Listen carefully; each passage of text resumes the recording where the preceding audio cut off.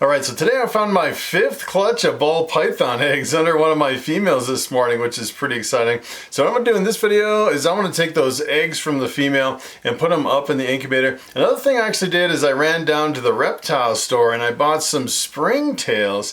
I actually have one egg that smells really bad. As a matter of fact, I actually candled that egg. It's from one of my previous clutches. And it was the weirdest thing. I actually had a snake that laid an egg, just one egg by itself, and then 5 days later it laid the rest of those eggs. But that first egg that it laid, it really smells really bad, like it might possibly be going bad. So what I'm going to do is I'm going to actually add some springtails to that to see if I can kind of clean up the whole egg and everything kind of naturally without using any kind of chemicals.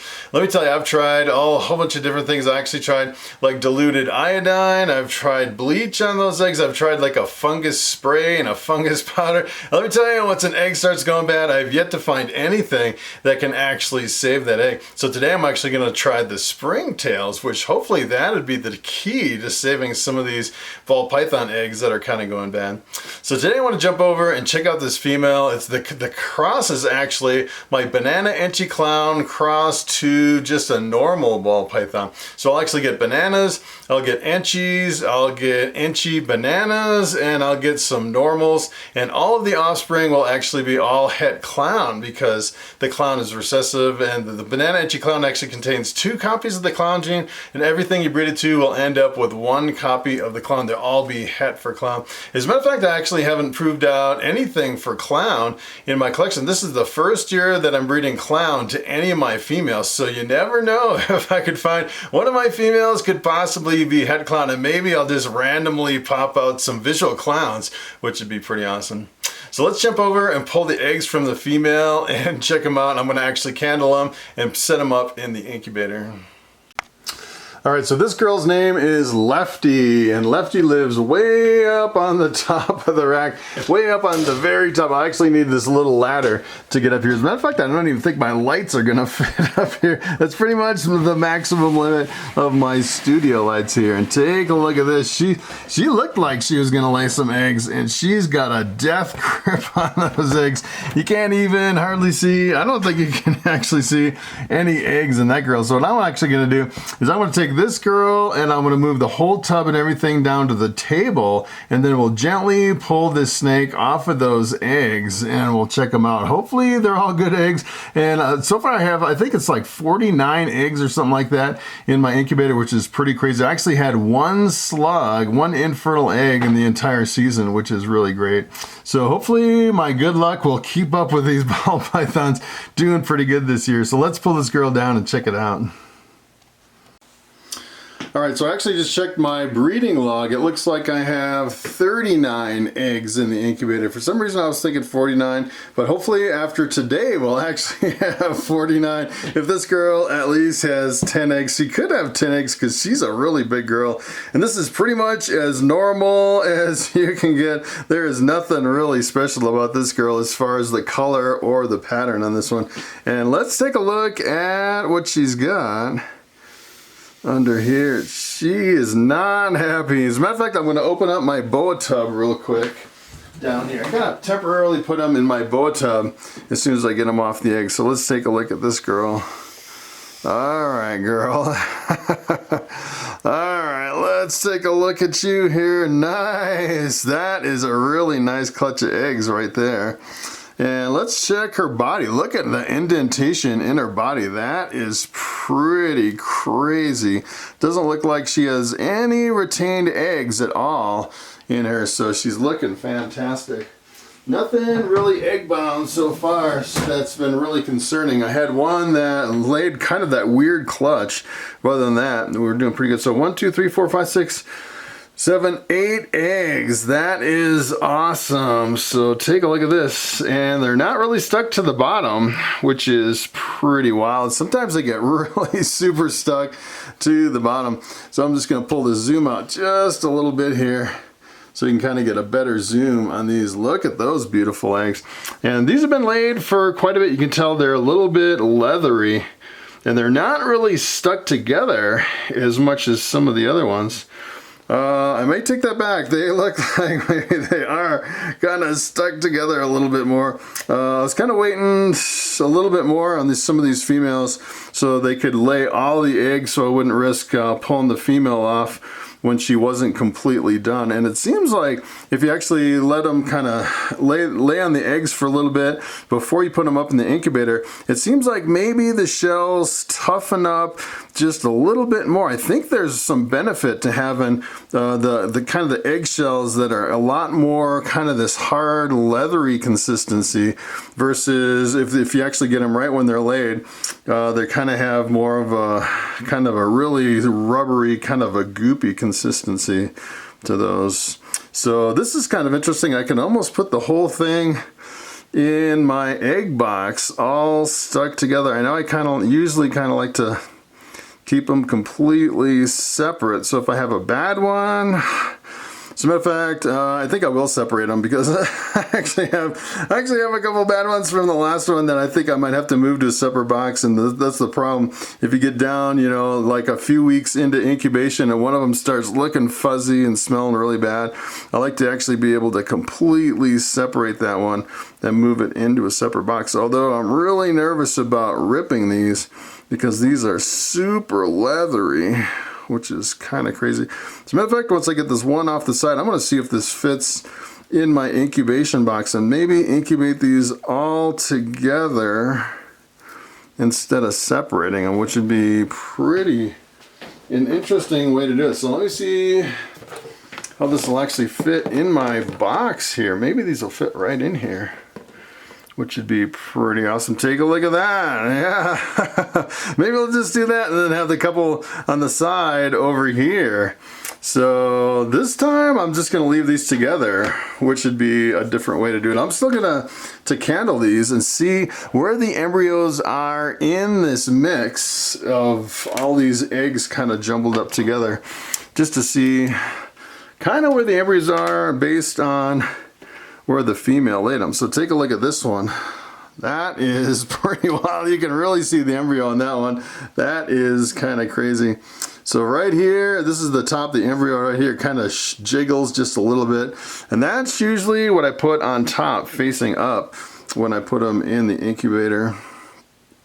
So here's the other embryo right there.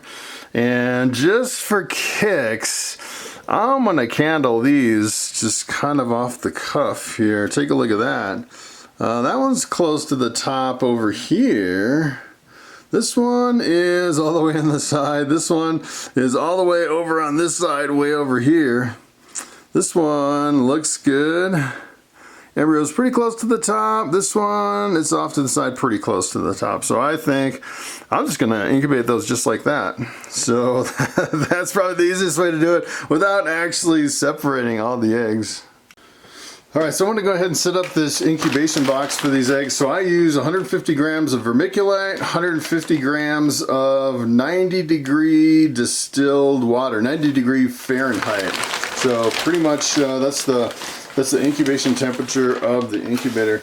And usually it takes right about 32 ounces in volume to be close to 150. That's 146. So we're almost up to 150. It's really easy to measure it out once you get kind of the hang of it. As a matter of fact, I'm almost to the point where I almost don't need to measure it out anymore. I've done this so many times, it's kind of crazy.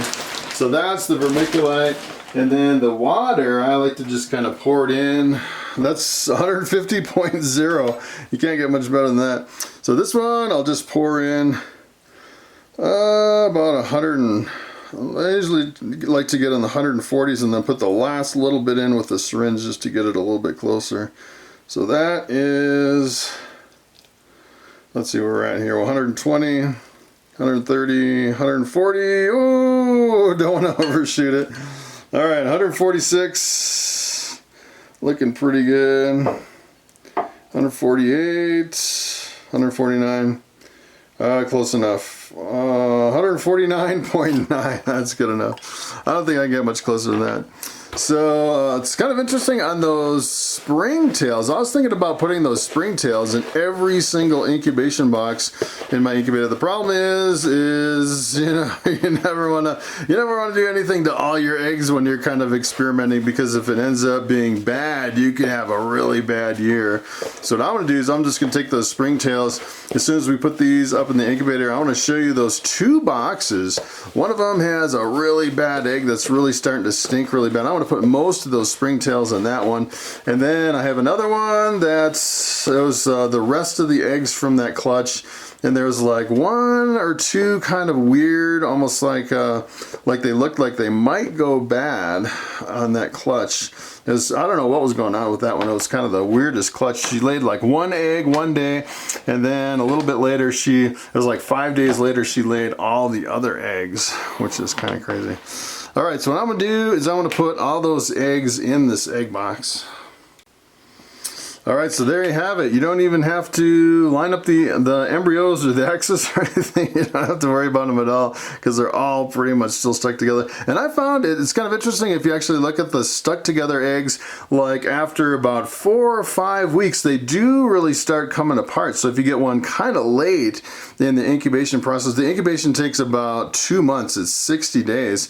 So if you get one, you know, day 40, 45, they do start coming apart, where you can kind of tease them apart a little bit better later on in the incubation. So it's not that big of a deal breaker to actually not separate them. And I know a lot of people, what they do is they just kind of leave them in there, and they'll just even if they get moldy, they'll just be completely hands off, which I like to really take care of my eggs during the incubation. So what I'm gonna do now is I'm gonna cover these with Glad Press and Seal, and this stuff works fantastic on egg boxes. Pretty much, I've actually seen people use a whole bunch of different things. As a matter of fact, I saw someone use saran wrap on one of the YouTube video, which is kind of the weirdest thing I've ever seen. I've also seen other people where it seems like one of the more recent things people are going to is completely sealed tubs that are completely airtight instead of using press and seal. But I don't know if I'm convinced I actually want to go to a completely airtight tub. I would rather do something that, I think this is a little bit air permeable, where air can get in and out just through the press and seal, because it's so incredibly thin. And then usually what I do is, like, every week I go in and just kind of wipe down all the condensation and let it breathe a little bit. So I'm a little bit more hands-on when it comes to my egg boxes. So what I'm gonna do is I'm gonna make some labels for this box. All right, so here are the labels. This one's kind of crazy. I just printed this one out, the lay date and the hatch date from today, the day they were laid, the day they're gonna hatch, and I just had a clutch laid yesterday, so I only had to change these by one number. I can't believe I'm just cranking out the eggs, which is kind of crazy. I didn't have any eggs for the longest time, and I was starting to get nervous, but now that I'm getting quite a few in the incubator, it's a little bit more settling. You kind of can relax a little bit. So this is actually a cross between my Banana Enchi Clown crossed with my normal female number 3. So I used to just name them, the normals is the order I got them. So normal number 1 was, matter of fact, that was like my very first ball python I got free on Craigslist. My normal female number 1 turned out to be a female. Didn't even know if it was a male or a female, which is kind of crazy. So what I'm gonna do is I'm gonna put these labels on the front of the box, and then I want to put them in the incubator. And what I actually want to do from here is I want to pull out a couple egg boxes and show you those spring tails and how I'm going to add them to the egg boxes. All right, so I pulled out this egg box, and let me tell you, it's starting to get all furry, full of mold, which is pretty unfortunate. It hasn't really been laid that long ago. I was actually laid on the 16th, 17, 18, 19, 20, 21, so it's only 6 days, and it's already getting pretty furry, and it smells really bad. It's smelling up pretty much the whole incubator. But I actually candled it, and it looked like it was doing pretty good when I candled it. You can actually see that there's veins in it. So I think it is developing. It just needs a little bit of help. as far as what you can see. So if I actually candle it, you can definitely see some veins in there. So at this point, I don't know if that's gonna work or not. So if this actually hatches, it'll be a miracle for sure. And these are the springtails. The springtails are pretty amazing. They're really super tiny, almost like it's like the sharp end of a pin, super tiny. And the other thing about springtails that I've found out, that when you actually try to open up this container, they'll actually all jump out. They have like little jumpers. They jump all over the place. So what I'm thinking is maybe of let's see how I want to do this. I want to move that egg, but I don't want to touch it. I think I'm going to get a paper towel here. And I'll get a little piece of paper towel, and I want to move this egg because it is so slimy and nasty, and I want to move it just a little bit right over to this side. So I've never actually done this before. What I actually want to do is I want to open up the springtails in here, and I kind of want to completely cover this while I'm dumping them in here, because I don't want a lot of the springtails to jump out. I've actually seen when I was adding them to my crested geckos that a lot of them would actually jump right out. So what I'm going to do is I'm going to put it's kind of interesting. Well, I'll kind of show you what they look like just for kicks. You can actually see they kind of come on this carbon, and if you look really super close, you can actually see the tiny little springtails kind of crawling around. As a matter of fact, I can actually do like a digital zoom in post, and you can already see some of them are jumping out. You definitely don't want to breathe on it because they'll actually jump just from breathing, but there's quite a few in there. So now I'm actually going to do is I'm just going to kind of pour most of them right in there, just like that. I'm just going to make a pile of like a pile of carbon right there. I want to get it kind of close to the egg, but I don't want it touching the egg, just like that. And then what I'm going to do is, yeah, there's plenty of springtails in here. So what I'm going to do on here is I'm going to put this with the rest of that clutch. And that was a really big clutch, so it might be a little tough to kind of squeeze it in there. So it'll be pretty interesting. I'll have to enter this on my log as far as my breeding log. So I log, pretty much record all the slugs, all the good eggs, all the problem eggs, and kind of make notes on how to fix, you know, all the problems and everything. And then if I have like any wrapped umbilical cords or anything, I'll actually go in and put it all in my breeding log in Excel on my computer, and then I can use it for the following years, which is pretty neat. Alright, so this one may be a little bit trickier. These are the eggs that were laid yesterday, pretty much from that same clutch. But I do have one over here and another one here that kind of have some weird kind of, you can definitely tell it was like a partially egg bound, or some of them were laid early, or something weird going on with some of these eggs. So I'm not quite sure. There's so many eggs in here, I'm not sure where I'm going to actually put these springtails as far as getting them in here. So what I'm actually do is kind of put them maybe around the edges on some of these. Let's see, maybe I can kind of squeeze them in the edge here and there. Maybe some over here, maybe some in the corner over here. And just kind of squeeze them in a little bit here and there. If this actually works, it'll be a miracle to really clean up the eggs. Maybe I can kind of squeeze some around the edges here a little bit. I'm kind of running out of springtails. It's interesting, they kind of cling to this carbon, and then they put a lot of the kind of like water in with the carbon to keep them alive, which is kind of crazy. I don't know exactly how long they'll stay alive in there. Usually, as a matter of fact, I actually have springtails in with my crested geckos, and it seems like as long as the substrate is damp, like, you know, really super humid, that they'll do pretty good. So I just don't want too much of this touching. This is kind of the weirdest experiment that I've ever done. One little piece stuck to the egg over here. Hopefully this will actually work. I'll definitely give you an update on this later on. to see if it actually works, which is kind of crazy. So those are the springtails. As a matter of fact, I actually brought a bunch of dubia roaches to the pet store and traded them for the springtails. So I pretty much got them for free. Ooh, got some little bit of carbon stuff on the egg. I don't know if that's going to make a difference or not. I probably should have taken the eggs out and then kind of spread it around and then put the eggs back instead of trying to squeeze it like that right on top of the eggs. But next time we'll do that. All right, so wish me luck on the springtails in there. If they start getting kind of furry on some of those darker spots on the egg, maybe the springtails will kick in and eat the mold and let the eggs hatch instead of the eggs going bad, which would be really nice.